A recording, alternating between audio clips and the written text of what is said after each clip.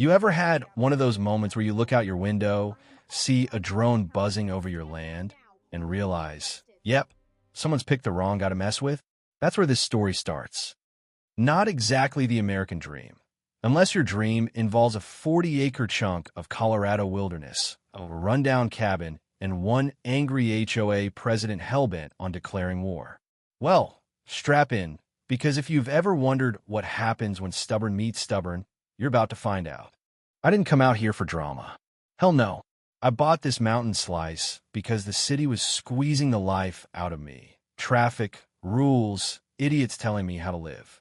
Out here, just trees, silence, and the wind howling across the old fire lookout tower.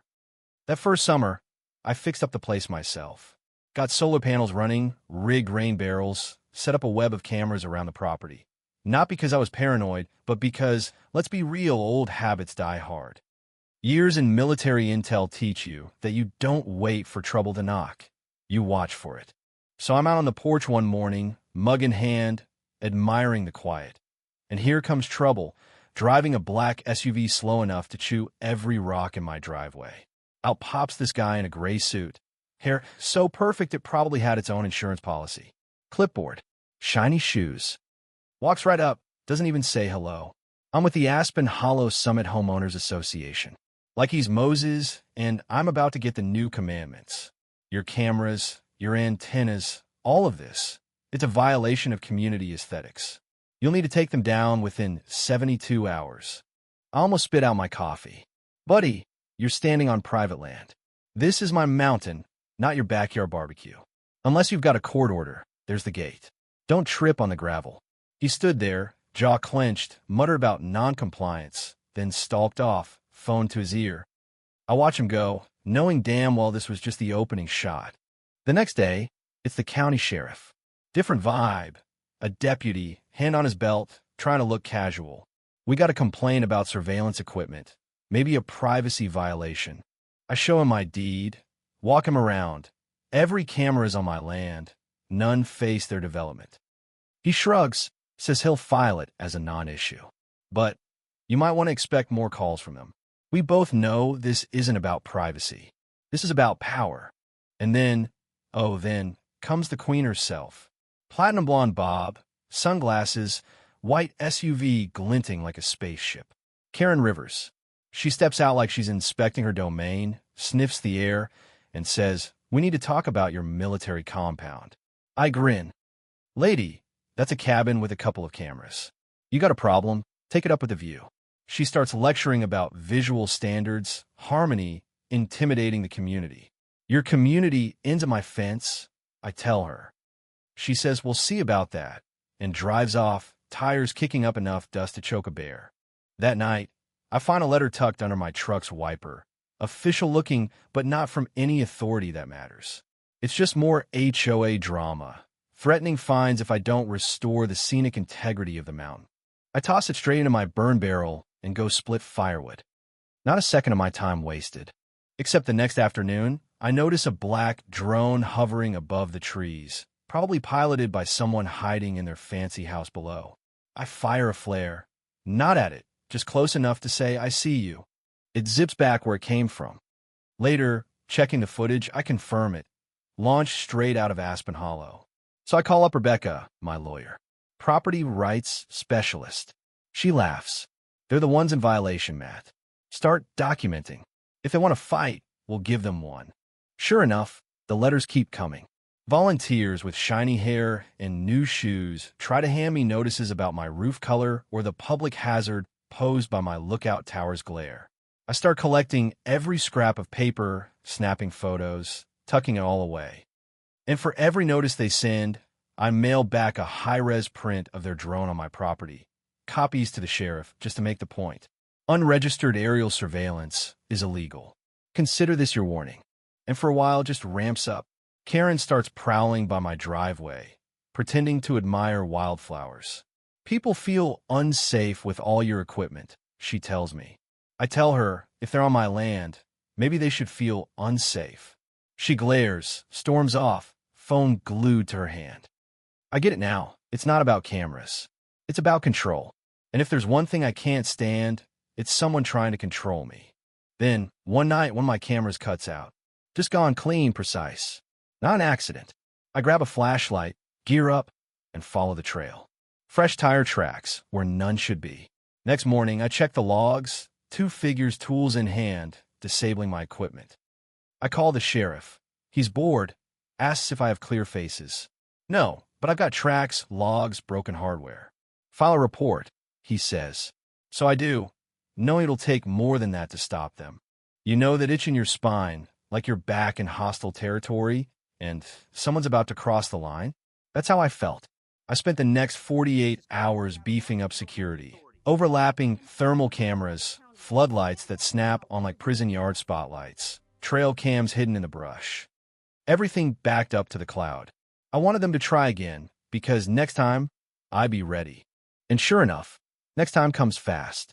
Just past midnight, 2 heat signatures on my feed, slipping through the trees, low and fast, making for my lookout tower. One short, stocky, one tall, rigid. I watch as they mess with the bolts on the antenna mount. The shorter one turns, and even in grainy infrared, I see that platinum bob. It's Karen herself, and she's brought a sidekick. I grab my radio, call the sheriff's frequency. I have 2 trespassers, live video, coordinates sent. Then, through my tower's loudspeaker, I drop the hammer, step away from the equipment. You're being recorded. Law enforcement is en route. Karen jumps like she's been hit with a cattle prod. Her partner tries to run, but the deputies are already coming up the driveway. 15 minutes later, patrol cars light up my property. Karen's shouting, her partner's sweating, and the deputies are not having any of it. They cuff both of them, and I walk down with my laptop, playing back the footage. You're under arrest for trespassing and attempted vandalism, the deputy tells Karen. She sputters.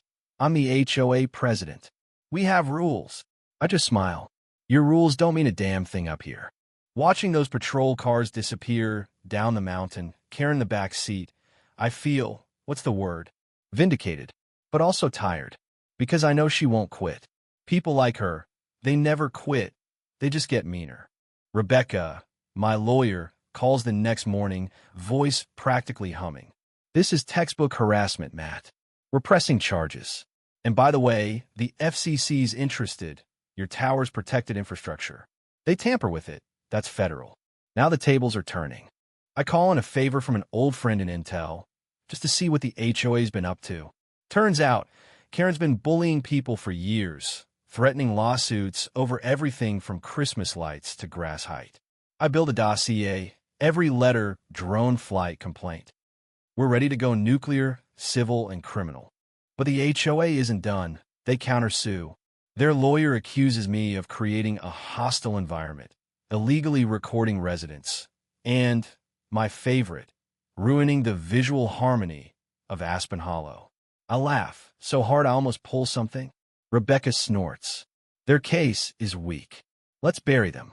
I hand everything to the sheriff, videos, audio logs, even a clip where a board member brags about running that paranoid mountain guy out. The sheriff leans back in his chair, grins, and says, "Guess the HOA won't be happy with me after this." Then the local news gets wind of it. Suddenly, my quiet war is everyone's entertainment. A week later, they air my footage of Karen, crowbar in hand, caught red-handed. The comments online are brutal. Strangers start emailing. Some from Aspen Hollow, finally brave enough to say what they really think. She's been terrorizing us for years. Thanks for standing up. Within days, the DA opens an inquiry into Aspen Hollow Summit, harassment, extortion, fraudulent practices. Turns out Karen's been bleeding her neighbors dry for a decade. People start coming forward with stories, bullied into repainting their garages, fined for imaginary violations. It's a pattern, not a feud. One day, an old-timer named Tom knocks on my door, cup of coffee in hand. He's seen the news, heard about the fight. They try to force me to join, too. Threatened to sue, called it maintaining standards. It's just a power grab, son.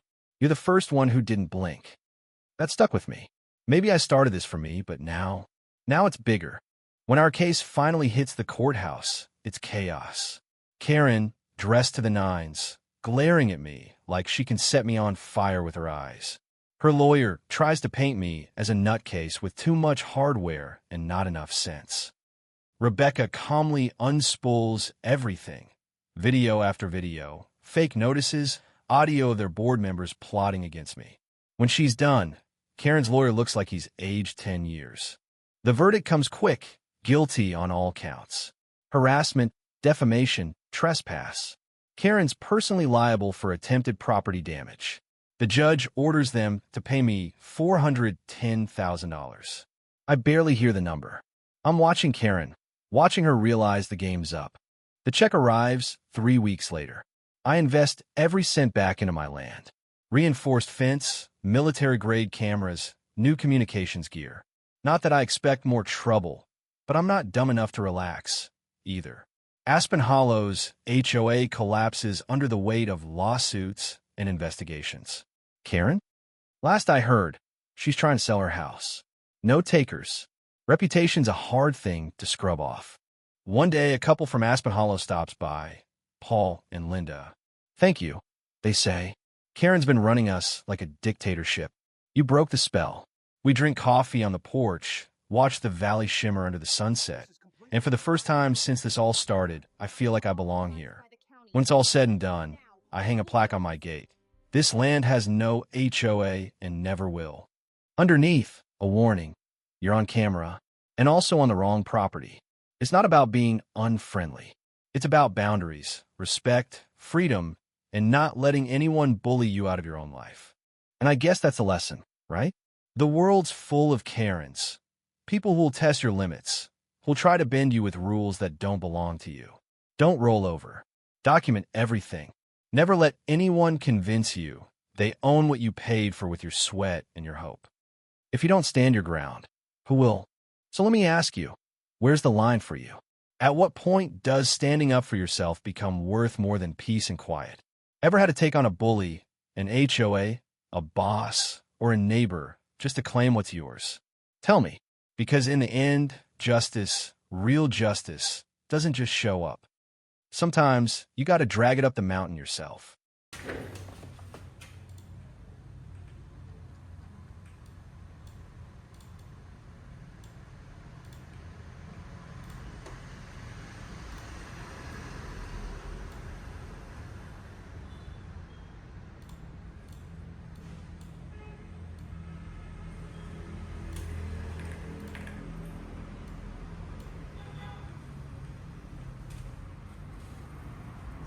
Cảm ơn tất cả các bạn đã xem video.